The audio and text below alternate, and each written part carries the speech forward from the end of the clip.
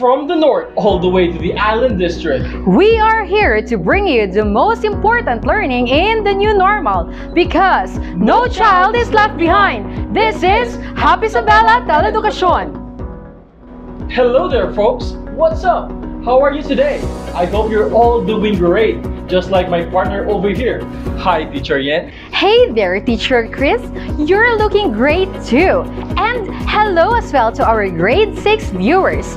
And you are watching HAPIsabela TELEdukasyon grade 6 TV lesson. Right, this is the very first episode for our 6th graders. And I'm sure that they are all excited for today's episode.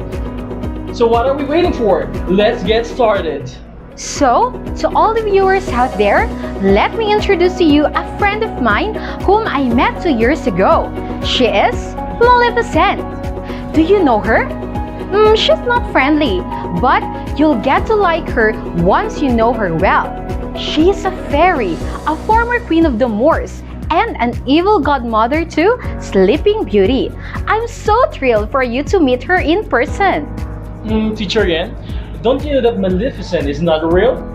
Look at her. She has horns and wings, which people don't have. Oh no! You mean she's not real? No, she's not. And that's what our guest teacher will talk about. Real or make-believe images. So, what are we waiting for? We'll meet our guest teacher after some few words from us. This TV lesson is anchored on the Capsulized Self-Learning Enhancement Tool, also known as Capslet. For our episode today, please refer to your English 6 Capslet Week 1. Kaibigan, huwag ka na munang lumabas ng inyong bahay, maliban na lang kung bibili ng pagkain o may emergency. Tandaan ang mga sumusunod. Kung kailangang lumabas ng bahay ngayong may enhanced community quarantine, magsuot ng mask. Siguruhing may 1 metro ang layo sa ibang tao. Magdala lagi ng alcohol o alcohol-based hand sanitizer. Huwag hawakan ang iyong mukha. Bago naman pumasok ng bahay, maghugas ng kamay gamit ang tubig at sabon sa loob ng 20 segundo o kaya mag-alcohol o sanitizer. Isprayan ng disinfectant ng mga sapatos at iwan ang mga gamit sa may pintuan. Maligo at ilagay ang pinaghubaran sa hiwalay na laundry bag at labhan agad. Ilagay sa hiwalay na tapunan ang mga gamit na gloves at face masks sa loob ng 3 araw bago itapon at ipakolekta. Sa wastong pag-iingat, ang virus hindi kakalat. COVID-19, kayang-kaya nating tapusin.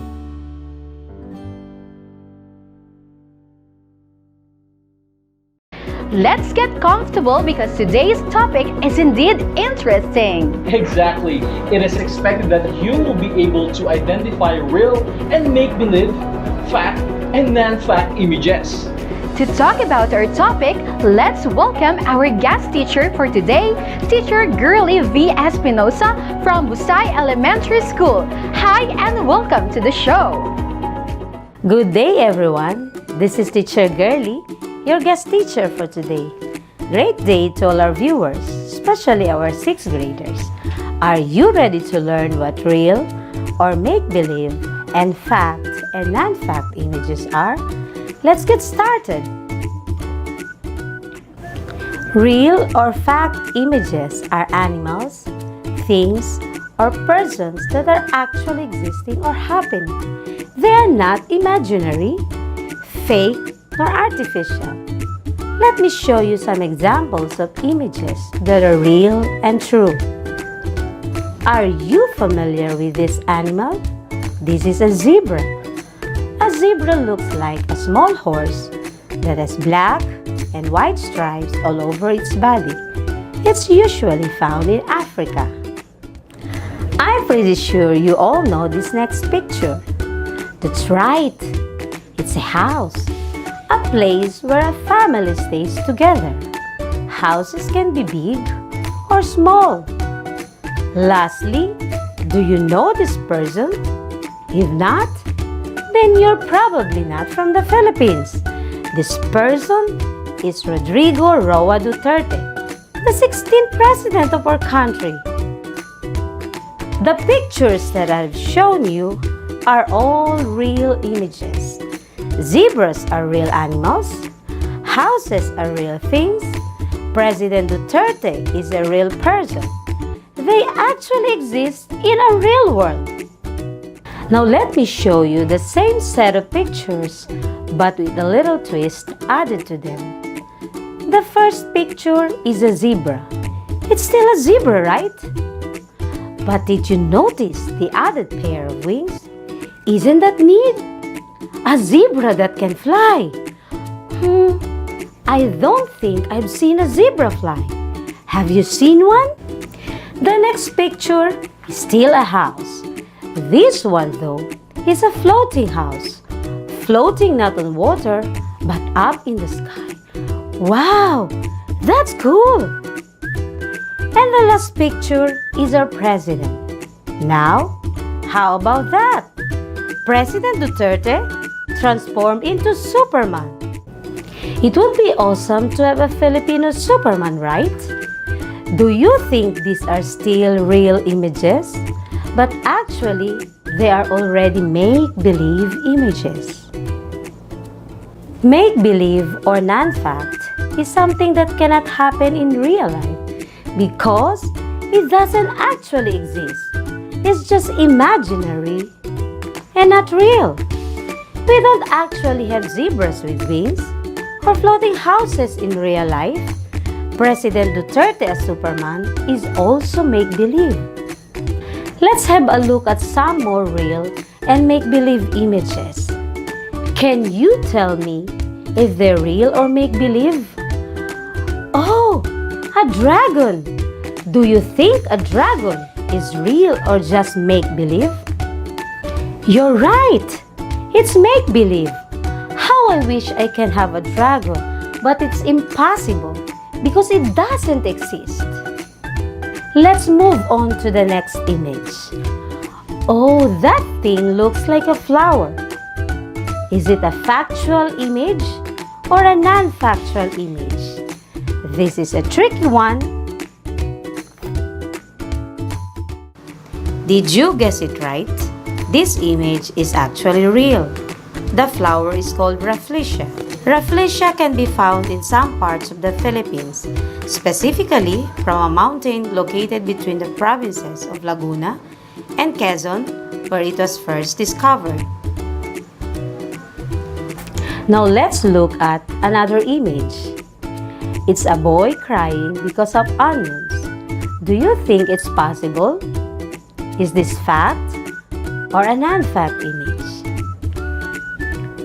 This is actually a factual image. Surprise?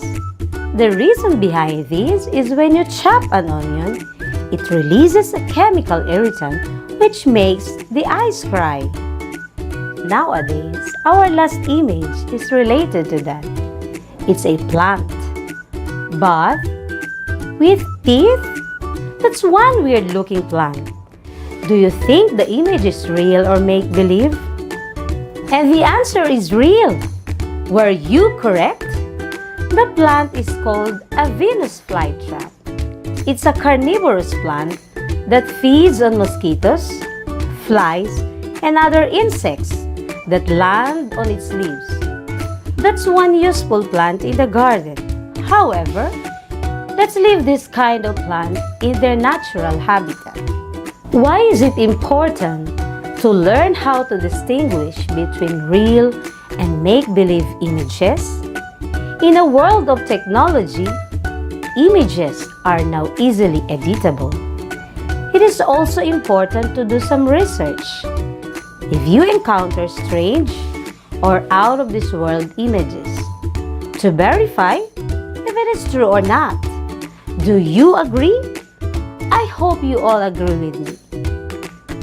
And that's all about real or fact and make-believe or non-fact images. I'm confident that you've listened and learned something with me. Teacher Girlie, unfortunately, I have to say goodbye. Thanks for having me on the show. Goodbye, kids! Thank you so much, Teacher Girlie, for being our guest teacher for today. I'm sure that the kids had fun learning on today's episode. So, you have just learned how to identify real or make-believe fact or non-fact images. Exactly. If you have questions, feel free to write them down and send them to your English teacher through text or call, and I am sure that your teacher will be very glad to answer them. Now, it's time for some reminders. After watching this TV lesson, review the know and remember portion of your capslet. I know you can do it by yourself. If not, you can also ask some assistance from your parents or anyone who is knowledgeable enough to help you out.